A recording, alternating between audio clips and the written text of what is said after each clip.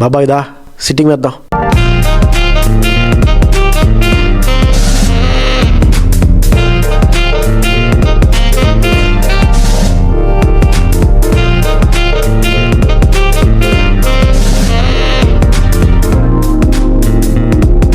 This is Vizag Fun Talks.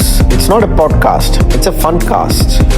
నమస్తే, Vizag fun talks మరో podcast కి స్వాగతం, సుస్వాగతం. ఈ పాడ్కాస్ట్ లో అమరావతి క్యాపిటల్ తాలూకా ప్రత్యేకత చూద్దాం. ఫైనాన్సెస్ అవన్నీ పక్కన పెడితే, ఆంధ్రప్రదేశ్ క్యాపిటల్ ఫైనాన్సెస్ ఇవన్నీ పక్కన పెడితే, యాక్చువల్ గా పెద్ద పెద్ద పేరు మోసిన ఊర్లు, క్యాపిటల్స్ ప్రపంచవ్యాప్తంగా అన్ని రివర్ పక్కనే ఎక్కువ డెవలప్ అవుతాయి. ఇన్ఫాక్ట్ సివిలైజేషన్స్ కూడా చాలా ఎక్కువ రివర్ సైడే డెవలప్ అవుతాయి. మన దేశంలోనే చూస్తే చాలా ప్రఖ్యాతి చెందిన ఊర్లు ఏంటంటే పాట్లీపుత్ర.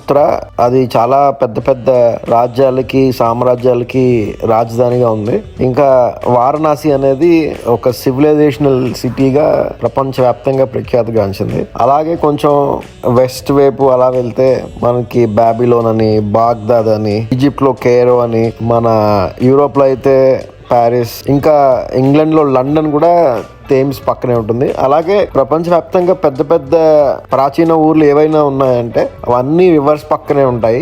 అందుకని ఆ విషయంలో చూస్తే ఇది విజన్ అయితే చాలా కరెక్ట్ విజనే. ఎందుకంటే రివర్ పక్కనే వాటర్ ఉంటుంది, ట్రాన్స్పోర్ట్ ఈజీగా ఉంటుంది. ఇంకోటి సెక్యూరిటీ కూడా చాలా బాగుంటుంది. జస్ట్ ఒక హిస్టారికల్ కాంటెక్స్ట్ ఇద్దాం అనుకున్నాను.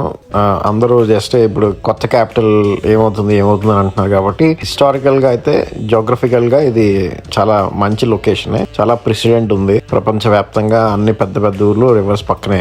సో అదే విధంగా ఇది కూడా చాలా పెద్ద ప్రఖ్యాతగాంచిన ఊరు అవుతుంది. ఎకానమీ కాకుండా సివిలైజేషన్ గా కూడా మళ్ళీ ఒక కొత్త రూపుని మన తెలుగు కల్చర్ కి ఇస్తుందని ఆశిద్దాం. అది ఈ పాడ్కాస్ట్. మళ్ళీ వచ్చే పాడ్కాస్ట్ లో వేరే కొత్త టాపిక్ తో కలుద్దాం. అప్పటి వరకు సెలవు, నమస్తే.